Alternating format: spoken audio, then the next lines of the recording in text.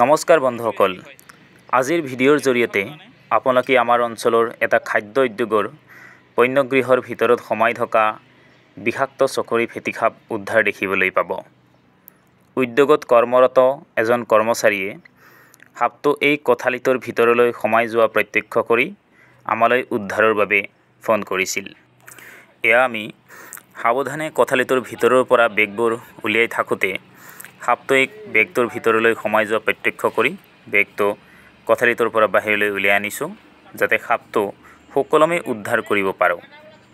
চকৰি ফেটিসাপ উদ্ধাৰৰ সময়ত আমি অধিক সাৱধানতা অৱলম্বন কৰিবলগীয়া হয়, কাৰণ এই সাপবিধে আঘাত পালে, ভয় খালে বা আমনি পালে আত্মৰক্ষাৰ বাবে দংশন কৰাৰ উপৰিও কিছু দূৰলৈকে মুখেৰে বিষ থুৱাব পাৰে।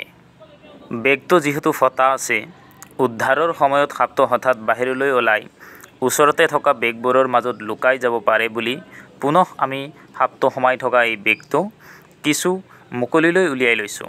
লগতে আমি সাপটো সোমাবলৈ সাজু কৰি ৰখা বেগ চোৱা আদিও নতুনকৈ সাজু কৰিছোঁ। চকৰি ফেটিসাপক কামৰূপ অঞ্চলত কথিতভাৱে ডালাগুম বুলিও প্ৰচলিত। হয়তো ডলাৰ দৰে ই চেপেটা হৈ ফেট তুলিব পাৰে বাবে ৰাইজে ইয়াক চিনি পাবলৈ এই নাম ব্যৱহাৰ কৰে।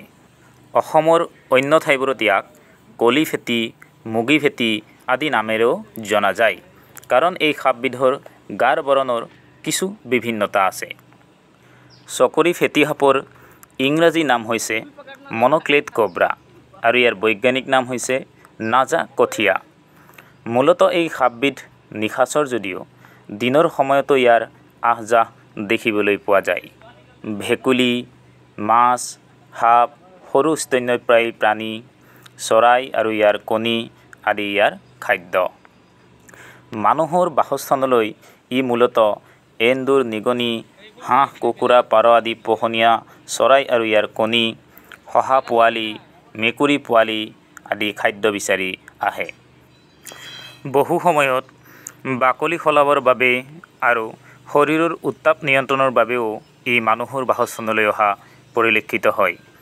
আনকি মানুহৰ ঘৰৰ ভেটিত উপযুক্ত পৰিৱেশ পালে এই সাপবিধে কণী পাৰিব পাৰে। অৱশ্যে অন্য সাপেও একেই কাম কৰা পৰিলক্ষিত হয়। আমি বহুবাৰ উদ্ধাৰৰ সময়ত এই ধৰণৰ ঘটনাৰ সাক্ষী হৈছোঁ।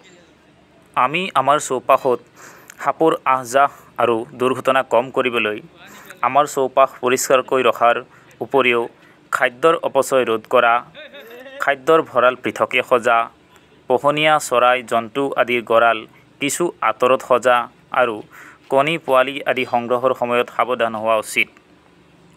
পৰিষ্কাৰ পৰিৱেশে আমাৰ চৌপাশত সাপৰ প্ৰিয় খাদ্য এন্দুৰ, নিগনি, ভেকুলী আদিৰ সংখ্যা নিয়ন্ত্ৰণত আমাক সহায় কৰে।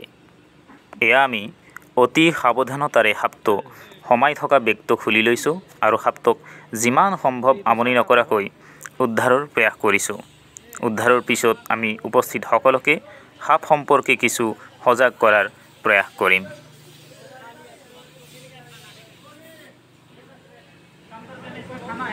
खाने के लिए आता है तो अगर काटेगा तो डरना नहीं है, आपको दौड़ना भी नहीं, भागना नहीं है, दौड़ना भागना करना नहीं है। आप लोग गीत मारते हैं ना, वो नहीं करना है, कभी भी गीत नहीं मारना है। गीत मारने से हमसे ज़्यादा नुकसान होता है, तो इसलिए हमको बिल्कुल बांधना नहीं है। तुरंत मेडिकल जाना है, ओझा के पास नहीं जाना है। कोई भी ओझा सांप का इलाज नहीं कर सकता, ठीक है। डायरेक्ट मेडिकल जाना है तुरंत। एम्बुलेंस फोन करो, हमारे इधर का नंबर है 108।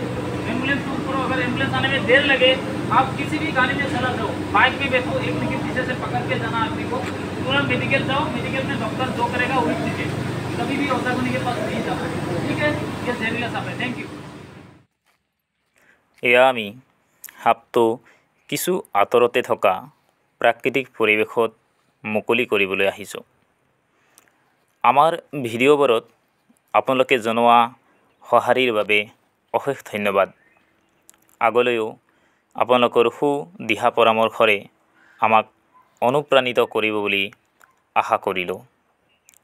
আজিলৈ সামৰিছোঁ। পুনঃ লগ পাম নতুন কাহিনীৰ সৈতে। ধন্যবাদ।